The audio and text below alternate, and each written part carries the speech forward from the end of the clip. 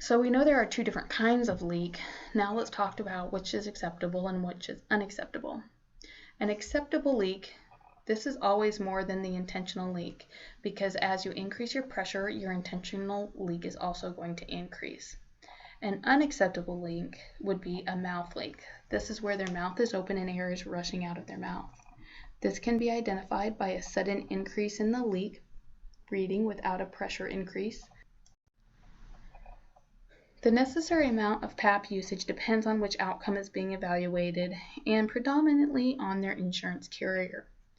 Center for Medicare and Medicaid, also known as CMS guidelines, they require reimbursement after 12 weeks if the objective adherence for a period of at least one month shows that the patient has worn the CPAP for more than 4 hours per night and for more than 70% of nights.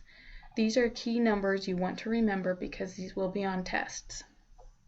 For Medicare and Medicaid, the patient needs to wear it 4 hours per night for more than 70% of nights for at least 1 month.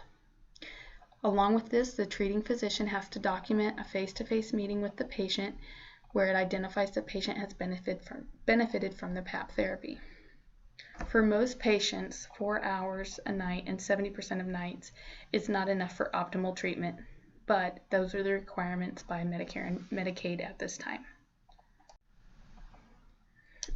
Just to continue on here, a little bit about some research studies. Campos and Rodriguez and co-workers followed a historical cohort of 871 patients with OSA for a mean of 48 months. 5-year cumulative survival rate was highest in the group of patients who used PAP therapy more than 6 hours per night, and on average, they had a 96.4% survival.